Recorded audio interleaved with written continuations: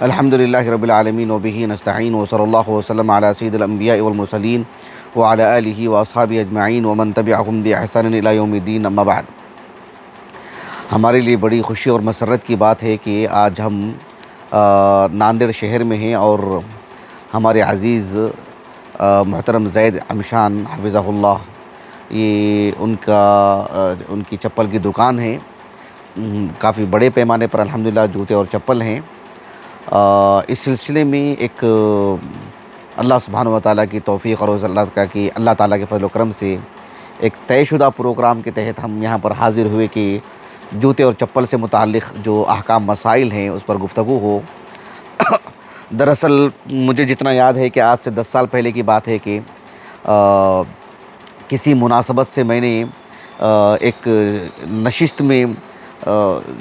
جوتے چپل پہننے کے احکام و مسائل پر میں نے مختصر گفتگو کی تھی، اور اس میں ہماری اہلیہ بھی شریک تھیں۔ ان کی خواہش پر، ان کے اصرار پر کہ جو ہے اس کو میں کسی بڑے پیمانے پر اس بات کو پیش کروں، لیکن وقت نکلتا گیا، کبھی یہ چیز میسر نہیں ہو پائی۔ آج جب ہم ناندیڑ آئے اور آپ کی اس چپل کی دکان میں ہمارا آنا طے ہوا، تو اہلیہ کا یہ اصرار تھا کہ جو ہے اس موضوع کو آج یہاں پر پیش کریں، اور آپ کی بھی خواہش تھی اللہ کے فضل و کرم سے کہ جو ہے اس موضوع سے متعلق یہاں پر گفتگو ہو۔ دراصل دیکھیں کہ دنیا بھر میں یعنی انسان جوتے چپل پہنتے ہیں، لیکن بحیثیت مسلمان اگر ہمیں اس کا حکم معلوم ہو جائے کہ جوتے چپل پہننے کا حکم کیا ہے، تو سبحان اللہ، یعنی ایک عام جو ہماری بحیثیت انسان ہونے کی ضرورت ہے، وہ ہماری ایک عبادت کے طور پر ہونے کی وجہ سے ہم اجر و ثواب کے مستحق ہو جاتے ہیں انشاءاللہ تعالی۔ چپل پہننا جو ہے ہماری زندگی کا اتنا زیادہ حصہ ہے کہ جو ہے وہ ہے کہ پل پل ہم اس میں بھی جو ہے مطلب اللہ سبحانہ و تعالیٰ سے اجر حاصل کر رہے ہیں۔ تو ایسی صورت میں جانوروں سے اللہ نے جو انسان کو ممتاز کر رکھا ہے لباس کو پہننے میں وغیرہ، تو ایسے میں جوتے چپل پہننے کا جو معاملہ ہے وہ بھی جو ہے جانور سے ممتاز کرنے والی بات ہے، لیکن اس میں اللہ سبحانہ و تعالیٰ نے اپنی یعنی اس میں ایک عبادت کا حصہ ہونے کی وجہ سے اجر و ثواب بھی اللہ رب العالمین نے اس میں جوڑ کر کے رکھے ہیں۔ جوتے چپل کا جو کاروبار ہے یہ ہمارے معاشرے کا، یعنی دنیا بھر کی میں بات کر رہا ہوں، ایک بڑے پیمانے پر جو ہے مطلب ایک بڑا کاروبار ہے یہ۔ دنیا میں جتنے انسان ہیں، ظاہر بات ہے سب کے سب چپل پہنتے ہیں، تو جتنے انسان ہوں گے کم از کم 1 سے 2 جوڑی کو اگر رکھ لیں گے تو چپل کی مطلب عدد کے اندازہ لگا لیں کہ کتنے عدد چپل ہوں گے، سبحان اللہ۔ یہ جو کاروبار ہے ہمارے سلف میں بھی رہا ہے۔ ہم کتب ستہ کے رجال میں دیکھتے ہیں کہ بہت سارے روات ایسے ہیں جن کے نام کے ساتھ الحذاء جو ہے مطلب لگا ہوا رہتا ہے، وہ جوتے چپل کے کاروبار لوگ تھے۔ ایک معروف نام ہے اس سلسلے میں خالد بن مہران الحذاء ابو المنازل البصری رحمہ اللہ، صغار تابعین میں سے ہیں، آپ کا سن وفات تو مذکور نہیں ہے۔ ان کے نام کے ساتھ جو الحذاء لگا ہوا ہے، بعض اہل علم کہتے ہیں کہ جو ہے وہ جوتے چپل پہنتے نہیں تھے، لیکن کان یجلس عندہم، وہ ان کے پاس جا کر کے بیٹھتے تھے، تو اس وجہ سے وہ الحذاء یعنی ان کا دوستانہ تھا رہا ہوگا وغیرہ۔ لیکن کچھ ایسے بھی روایتیں ایک نام ملتا ہے، جیسے مثال کے طور پر سعید ابن یحییٰ ابن مہدی 202 ہجری ہے، آپ کا سن وفات صحیح بخاری کی روایت میں سے ہیں رحمہ اللہ، 9ویں طبقے کے، تو آپ کے نام کے ساتھ بھی الحذاء لگا ہوا رہتا ہے۔ بہت سارے ایسے ہمارے اسلاف میں علماء ہیں جوتے چپل کے کاروبار رہے ہیں، یا جوتے چپل کی اصلاح کا بھی کام کرتے رہے ہیں، الاسقافی ان کی نسبت لگی ہوئی رہتی ہے۔ تو بہرحال آپ کی بھی چپل کی دکان ہے، تو ہم نے مناسب سمجھا کہ بحیثیت مسلمان جوتے چپل پہننے کا کیا حکم ہے، اس لیے کہ وہ ہمارے لباس میں داخل ہے۔ محدثین نے جوتے چپل پہننے کے مسائل کو کتاب اللباس میں، کتاب الترجل میں، کتاب الزینہ وغیرہ میں جو ہے داخل کرتے ہیں۔ اس سلسلے میں ایک حدیث ہے، بہت معروف حدیث، جو جابر ابن عبداللہ رضی اللہ عنہما سے مروی ہے، صحیح مسلم کی کتاب اللباس والزینہ میں۔ اللہ کے رسول صلی اللہ علیہ وسلم نے فرمایا کہ استکثروا من النعال، کہا کہ گویا کثرت سے جوتے پہنا کریں، یعنی مطلب یہ کہ اکثر وقت ہم جوتے میں رہیں، جب ہم باہر جاتے ہیں چلتے ہیں، بغیر چپل جوتے کے خالی پیر ہم زیادہ وقت نہ لگائیں جب ہم باہر جاتے ہیں عام طور پر، تو کہا کہ جو ہے زیادہ سے زیادہ چپل جوتے پہنیں۔ بہت سارے لوگ اپنے گھروں کے اندر بھی جو ہے مطلب کسی مناسبت سے جوتے چپل پہن کر کے رہتے ہیں، یقیناً وہ اس حدیث میں داخل ہے کہ استکثروا من النعال۔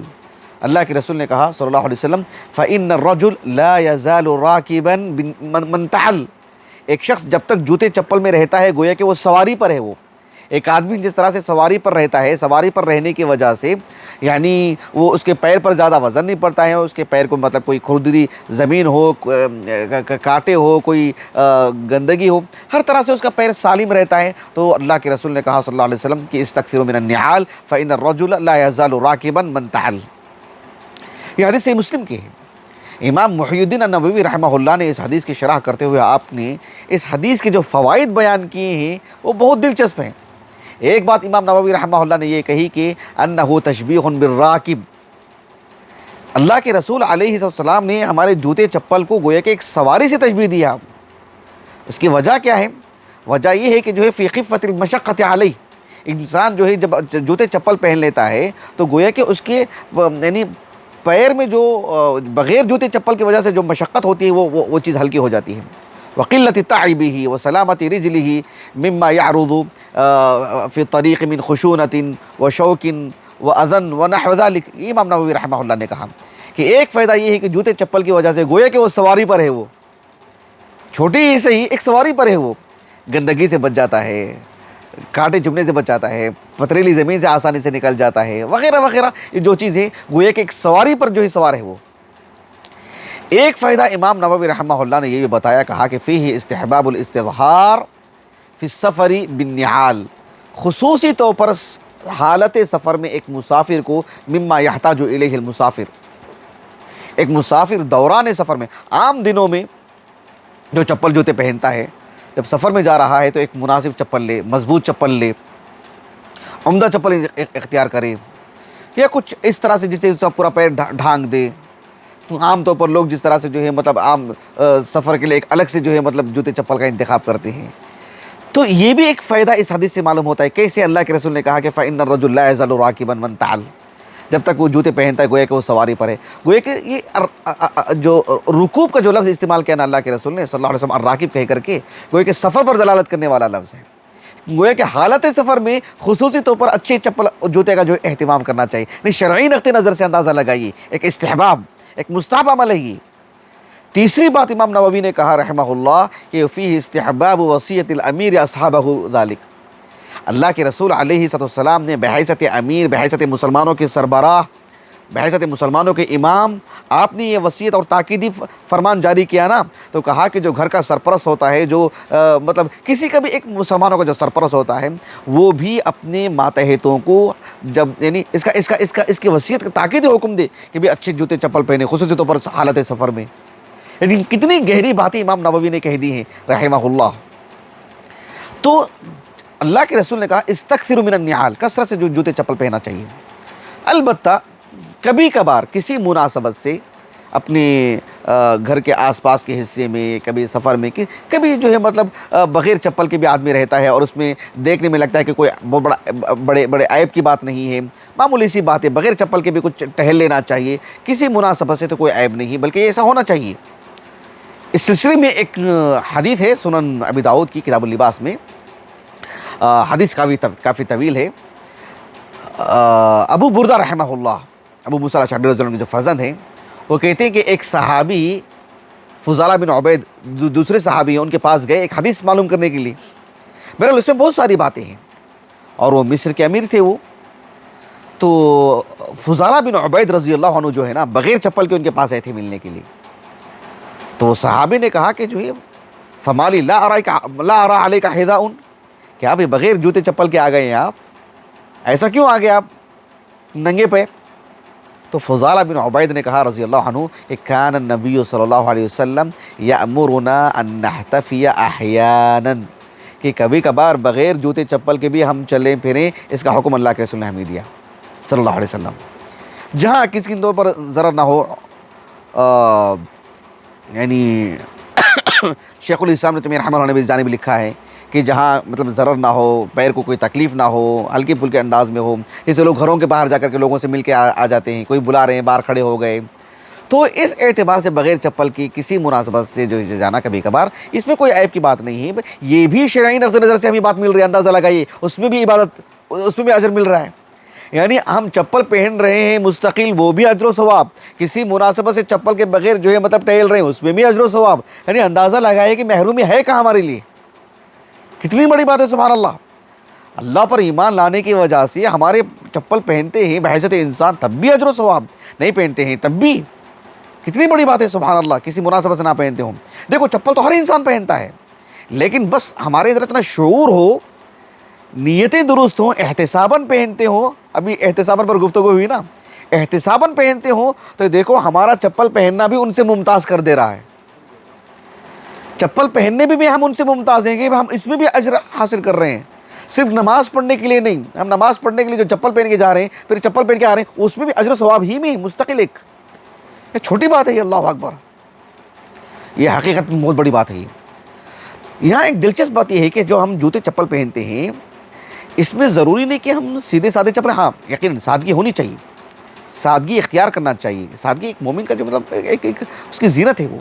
لیکن مان لیجئے کہ کوئی مسلمان وہ چاہتا ہے کہ جو بھئی عمدہ سے عمدہ چپل پہنے، اس کے اندر حسن نظر آئے، اس میں کے اندر خوبصورتی ہو، اس طرح کے اگر وہ چپل پہنتا ہے اس کے لیے بہت اچھی بات ہے، الحمدللہ، اس کے لیے مکمل اجازت ہے، اس کے لیے چھوٹے اسلام میں اس کے لیے گنجائش ہے، اس کے لیے۔ ایک حدیث ہے صحیح مسلم کی، عبداللہ بن مسعود سے روایت ہے وہ حدیث، اللہ کے رسول نے کہا صلی اللہ علیہ وسلم کہ لا يدخل الجنت من كان في قلبه مثقال ذرة من کبر، یعنی رائی کے دانے کے برابر بھی کسی کے دل میں کبر ہو تو وہ جنت میں نہیں جائے گا وہ۔ اب ایک صحابی نے اللہ کے رسول سے جو سوال کیے وہ حیران کن ہے۔ صحابی نے کہا اللہ کے رسول سے پوچھتے ہوئے صلی اللہ علیہ وسلم کہ ان الرجل يحب ان يكون ثوبه حسنا ونعله حسنة، اے اللہ کے رسول ایک آدمی چاہتا ہے کہ اس کا لباس اچھا ہو، اس کے جوتے چپل اچھے ہوں، تو پھر یہ کبر میں داخل ہوگا، پھر اس کے لیے جنت نہیں ہے اس کے لیے۔ اللہ کے رسول نے کہا بھائی کپڑے اچھے پہننا، جوتے چپل اچھے پہننا، اس میں حسن لانا، کہا کہ ان اللہ جمیل یحب الجمال، اللہ جمیل ہے، خوبصورتی کو پسند کرتے ہیں۔ اب رہا مسئلہ کبر وہ نہیں ہے، کبر کیا ہے؟ اللہ کے رسول نے کہا صلی اللہ علیہ وسلم، کہا کہ کبر یہ ہے کہ الکبر بطر الحق وغمط الناس، اللہ رب العالمین کا فرمان آئے، اللہ کی اطاعت کے مقابلے میں اپنے آپ کو بڑا سمجھے، کوئی اللہ تعالیٰ کے دین سے متعلق بات کر رہا ہے، آپ اس کو ٹھکرا رہے ہیں، آپ اس کو ہلکے میں لے رہے ہیں، آپ اس کا احترام نہیں کر رہے ہیں، اس کا مطلب متکبر انسان ہے وہ۔ کہا کہ یہ آدمی جنت میں داخل نہیں ہوگا، اور لوگوں کے رہن سہن کو، لوگوں کے لباس کو، لوگوں کے مطلب اس طرح کے امور کو دیکھ کر کوئی حقارت کی نگاہ سے دیکھتا ہے وہ، کہا کہ یہ کبر ہے۔ بات واضح ہوگی، کبر جو اسلامی تعلیمات کی روشنی میں جو کبر ہے وہی کبر، اپنے آپ میں آدمی اچھے سے رہتا ہے وہ کبر نہیں ہے۔ بلکہ ایک حدیث ہے سنن ابی داؤد اور سنن ترمذی وغیرہ کی، حدیث ابی ہریرہ بسند صحیح، شیخ البانی نے حدیث کو صحیح کہا، اس سے پہلے والی حدیث کو بھی۔ ابو ہریرہ رضی اللہ عنہ کہتے ہیں کہ ان رجلا اتى النبی صلی اللہ علیہ وسلم وكان رجلا جمیلا، ایک صحابی اللہ کے رسول کے پاس آئے اور کہا کہ بہت ہی خوبصورت، اور وہ صحابی اللہ کے رسول کے پاس آئے اور آ کر کے کہا کہ اللہ کے رسول مسئلہ ایسا ہے کہ انی رجل حبب الی الجمال، میں ایک ایسا آدمی ہوں کہ میری فطرت میں، میرے دل میں اللہ نے خوبصورتی ڈال دی ہے، مجھے خوبصورتی کہتے ہیں تو مجھے بہت پسند، اپنے آپ کو پر جمال بنا کے رکھنا، اور اللہ کے رسول سے کہہ بھی رہے ہیں وہ اعطیت منہ ما ترى، کہ مجھ میں اتنی خوبصورتی ہے، آپ دیکھو میرے لباس میں، میرے چپل میں، میرے بال میں، آپ خود دیکھ رہے نا کہ میں کتنا اہتمام کرتا ہوں، ایسے اللہ کے رسول سے کہہ رہے ہیں وہ اعطیت منہ ما ترى۔ اب اللہ کے رسول سے آپ نے جب یہ کہی تو اس سے بھی بڑی بات آپ نے کہی دی، کہا کہ اے اللہ کے رسول حتی ما احب ان یفوقنی احد بشراک نعلی، یہ جو میری جو چپل ہے نا، اس کی یہ جو پٹی ہے نہیں، اس میں بھی اتنا حسن ہو کہ کسی اور میں حسن ہے تو میں اس سے بھی زیادہ حسن میرے اندر لانا چاہتا ہوں، میں چاہتا ہوں کہ بھی معاشرے میں سب سے زیادہ حسن میرے چپل میں ہو، مطلب ہر چیز میں، حتیٰ کہ یہ چیز بھی۔ بس میں آپ سے یہ اس لیے کہہ رہا ہوں، یہ پوچھنے کے لیے کہ کیا یہ کبر ہے، یہ پوچھنے کے لیے میں یہ سب باتیں بتا رہا ہوں۔ اور اللہ کے رسول نے کہا کہ بھئی اتنی ساری جو باتیں آپ نے بتائی ہیں نا، کہا کہ لا یہ کبر نہیں ہے، کہا کہ وَلَٰكِنَّ الْكِبْرُ مَنْ بَطَرَ الْحَقَّ وَغَمَطَ النَّاسِ، اس سے پہلے والی جو حدیث تھی وہی، کہا کہ وہ چیز کبر ہے، یہ کبر نہیں ہے، آپ اپنے اندر خوب حسن لانا چاہتے ہیں لائیے۔ تو اندازہ لگے کہ کتنی وسعت، کتنی کشادگی ہے ایک مسلمان بہتر سے عمدہ چپل پہننے وغیرہ۔ یہاں ایک بات میں آپ کو یہ بھی بتانا چاہتا ہوں کہ دیکھو دنیا بھر میں لوگ چپل پہن ہی رہے ہیں، دنیا میں کتنے لوگ ہیں بھائی، اتنی عدد چپل تو ہے نا دنیا میں، بلکہ اس سے 10 گنا 20 گنا بھی بول سکتے ہیں، کتنی چپل ہے سبحان اللہ. لیکن دنیا بھر میں لوگ چپل پہن رہے ہیں، لیکن ہم بحیثیت مسلمان چپل پہنتے ہوئے بھی اللہ رب العالمین کی عبادت میں ہیں. کئی ایک پہلو جو میں نے بیان کیا، ایک پہلو یہ بھی ہے کہ خصوصاً جب ہم ایک نیا چپل خریدتے ہیں تو اس کے لیے دعا پڑھنا چاہیے، اس کے لیے دعا پڑھنا چاہیے. اس سلسلے میں ایک حدیث ہے سنن ابی داؤد سنن ترمذی کی، اور امام ترمذی نے باب قائم کیا، امام ترمذی نے کتاب اللباس میں باب قائم کیا کہ باب ما یقول اذا لبس ثوبا جدیدا، یعنی جب ایک آدمی نیا کپڑا پہنتا ہے نا تب کیا دعا پڑھنا چاہیے. اس باب کے تحت حدیث ابی سعید الخدری، بہت معروف حدیث ہے اس سلسلے میں. ابو سعید الخدری کہتے ہیں رضی اللہ عنہ کہ نبی کریم صلی اللہ علیہ وسلم اذا استجدت ثوبا جدیدا، جب کوئی نیا لباس اللہ کے رسول کے پاس آتا، قمیص امامہ وغیرہ، جس کا تو اللہ کے رسول اس کا نام بتاتے کہ جو ہے مطلب یہ قمیص ہے یا امامہ ہے وغیرہ وغیرہ، تو آپ علیہ السلام جب اس کو زیبتاً فرماتے تو یہ دعا پڑھتے تھے، اللہم لک الحمد انت کسوتنی، یعنی اللہ تمام تعریفیں تیری لیے، اے اللہ تو نے ہی مجھے لباس پہنایا ہے، انت کسوتنی اسألک من خیرہ و خیر ما صنع لہ، اے اللہ یہ جو لباس ہے یا یہ جو جوتا چپل ہے، اس میں جو کچھ خیر ہے، اس کی کاریگری میں جو کچھ خیر ہے وہ مجھے عطا فرما، وَأَعُوذُ بِكَ مِن شَرِّهِ وَشَرِّ مَا صُنِعَ لَهُ، اے اللہ اس میں اور اس کی کاریگری میں جو بھی جس طرح کا بھی شر رہا ہو، ہر طرح کے شر سے میری حفاظت فرما. کیا بات ہے بھئی، سبحان اللہ. ایک عام انسان کی ضرورت ہے، وہ پہن رہے تو ہم مالا مال ہو جا رہے ہیں. خالق کائنات سے جو تبارک الذی بیدہ الملک، جس پوری کائنات اللہ کے ہاتھ میں ہے، ہم اس سے کہہ رہے ہیں کہ اس کے شر سے ہماری حفاظت فرما، اور اس میں جو کچھ بہتری ہو ہم کو عطا فرما. اور ابو سعید الخدری کہتے ہیں رضی اللہ عنہ کہ فکان اصحاب النبی صلی اللہ علیہ وسلم، نبی کریم صلی اللہ علیہ وسلم کے صحابہ جب ان کے پاس یعنی کوئی نیا لباس وغیرہ ہوتا وہ پہنتے تو ان سے کیا، وہ آپس میں کیا کہتے تھے، ایک دوسرے کو کیا دعا دیتے تھے، کہتے تبلا ویخلف اللہ تعالی، کہتے تھے کہ بھائی تم اتنا پہنو اتنا پہنو اتنا پہنو کہ اس کو پرانا کر دینے، ایک لمبی مدت تک آپ کے پاس یہ رہے، اور جیسے ہی یہ ٹوٹ کے ختم ہو جائے یخلف اللہ تعالی، اللہ تعالیٰ تم کو اس کے پیچھے ایک اچھی چیز دے دے آپ کو. اس طرح کی دعائیں کر دیتے. نہیں کپڑے جیسے پہنتے اچھے تو دعا دیتے تھے کہ بھی اتنا پہنو کہ مطلب خوب لمبی مدت تک چلے تمہارے پاس، ایسے نہیں کہ آج پہنے دوسرے دن پھٹ گیا ہو، آج پہنے دوسرے دن اس طرح کرنے کی وجہ سے جل گیا ہو، آج پہنے کہیں کچھ اور حادثہ نہیں، خوب لمبی مدت تک پہنو، اور جب وہ ختم ہو جائے تو اللہ تعالیٰ آپ کو فوراً دے دے. یہ دعائیں. امام محی الدین النووی رحمہ اللہ کی جو کتاب ہے نا ریاض الصالحین، اس میں آپ نے اس حدیث کو جب کتاب اللباس میں لے کر کے، کتاب اللباس میں کہہ رہا ہوں، جو پہننے اوڑھنے کے آداب سے متعلق لے کر کے آئے، تو امام نووی رحمہ اللہ نے جو باب قائم کیا، کہا کہ باب ما یقول اذا لبس ثوبا جدیدا او نعلا، اس طرح کا لفظ استعمال کیا آپ نے، یعنی لباس کے ساتھ ساتھ نعل کو بھی آپ نے داخل کیا اس میں بطور باب میں، اسی پر قیاس کرتے ہوئے. تو نعل بھی لباس میں داخل ہے. تو بہرحال یہ اس کو پہنتے ہوئے بھی وہ دعا کرنا چاہیے اور خوب مالا مال ہونا چاہیے. تو اسلامی تعلیمات کی روشنی میں ہم کتنا مالا مال ہو رہے ہیں صرف چپل پہن کر کے اندازہ لگائیے. اللہ کے رسول صلی اللہ علیہ وسلم نے جو انسان کی عام ضرورت ہے چپل پہننا وغیرہ، اس کے بھی احکام بتائے، اس کے بھی مسائل بتائے، اس کے آداب بتائے، اور ان کی رعایت کریں گے تو سبحان اللہ کتنا اجر ملے گا اندازہ لگائیے. ایک حدیث ہے صحیح بخاری صحیح مسلم متفق علیہ روایت ہے، حدیث ابی ہریرہ، صحیح بخاری کی کتاب اللباس میں، صحیح مسلم کی کتاب اللباس والزنا وغیرہ میں. ابو ہریرہ رضی اللہ عنہ کہتے ہیں اللہ کے رسول نے کہا صلی اللہ علیہ وسلم اذا انتعل احدکم فلیبدأ بالیمین وَإِذَا نَزَعَ فَلْيَبْدَأْ بِالشِّمَالِ، جب چپل پہنو تو پہلے سیدھا پیر رکھو، جب چپل نکالو تو پہلے بایاں پیر نکالو. یعنی اس کا اہتمام کریں گے تو بھئی سبحان اللہ کل کے دن اندازہ لگائیے کہ جو ہے ایک نیکی اگر ہم کو ضرورت پڑی جنت جانے کے لیے، ایک نیکی کی ضرورت پڑ گئی تو سمجھ رہے کوئی چھوٹی بات ہے. تو بایاں پیر دایاں پیر ڈالیں، بایاں پیر سے نکالیں، اس کا اہتمام ہونا چاہیے. ہم مکتب کے بچوں کو سکھاتے ہیں لیکن جیسے جیسے جیسے عمر بڑھتی جاتی رہتی ہے لوگ اہتمام نہیں کرتے, بائیں پیر پہ لے رہے ہیں, چلے جا رہے ہیں. یہ تھوڑا شعور آنا چاہیے کہ یہ بھی ایک عبادت ہے. یہ ایک کتنی ایسی گناہ ہے ہمارے, ان چھوٹی چھوٹی نیکیوں کی وجہ سے وہ ہمارے گناہ ختم ہو جا رہے ہیں.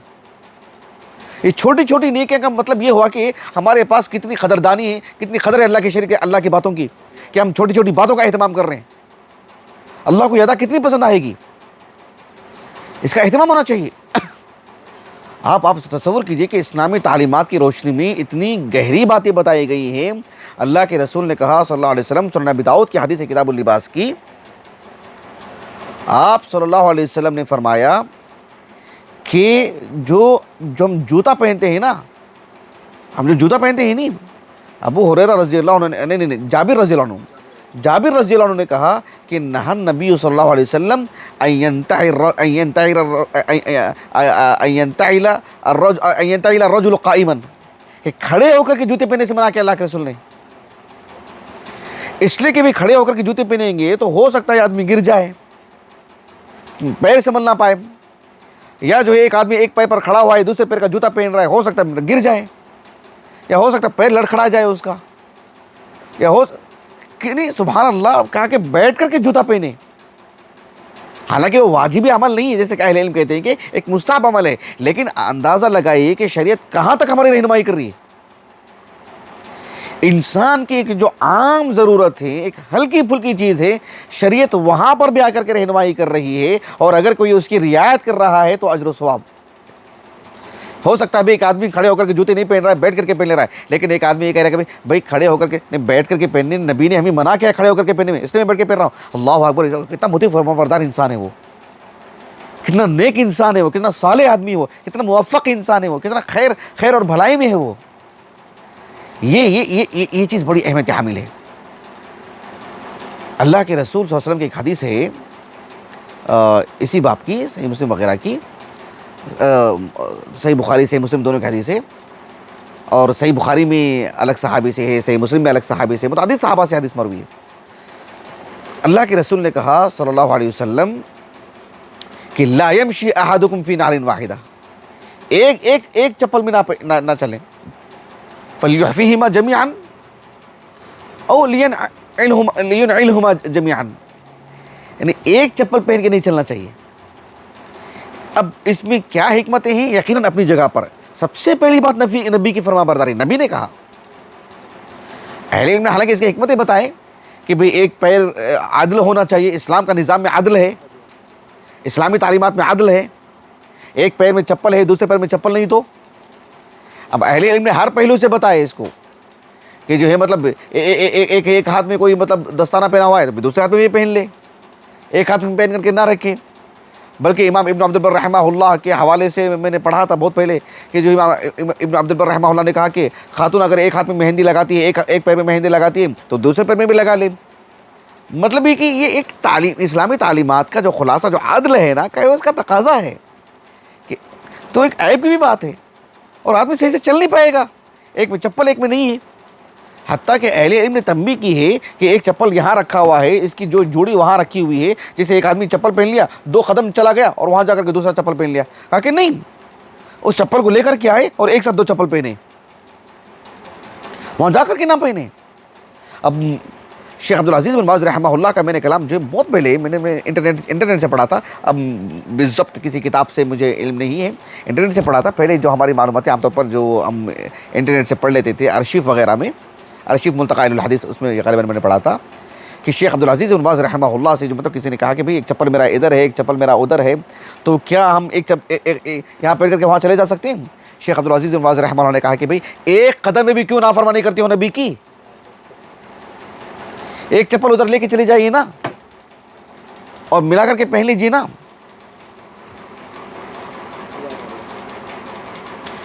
کتنا وقت ہوا ہے؟ 1:15 جی ٹھیک ہے, انشاءاللہ میں اپنی بات کو یہاں پر ختم کرتا ہوں. البتہ میں ایک بات یہ بتا دیتا ہوں تاکہ یہ بات بھی معلوم ہو کہ جوتے چپل سے متعلق اسلامی تعلیمات کی روشنی میں باتیں بہت ہیں. یعنی اگر ہم نماز پڑھنے کی اگر بات کریں, جوتے چپل پہن کر کے نماز پڑھنے کا شرعی حکم, کس جگہوں میں جوتے چپل پہن کر نماز پڑھیں گے, जब जूते चप्पल में पहन करके नमाज़ पढ़ेंगे तो उसको धोने का मसला, उसकी तطہیر यानी उसकी जूते चप्पल की तطہیر कैसे होगी, या उस पर मसाह कर सकते हैं क्या, और फिर इसी तरह से जूते चप्पल पहन करके क़ब्रस्तान वगैरह जा सकते हैं कि नहीं जा सकते हैं, इस सिलसिले में क्या इस्लामी तालीमात हैं। हत्ता कि जूते चप्पल पहनने से मुताल्लिक़ जो है और भी बहुत सारे उमूर हैं, जैसे मिसाल के तौर पर एक आदमी यानी किसी आदमी के जूते चप्पल पहन लिया मसलन भूल करके, तो उस सिलसिले में उसे क्या लाजिम आएगा उस पर,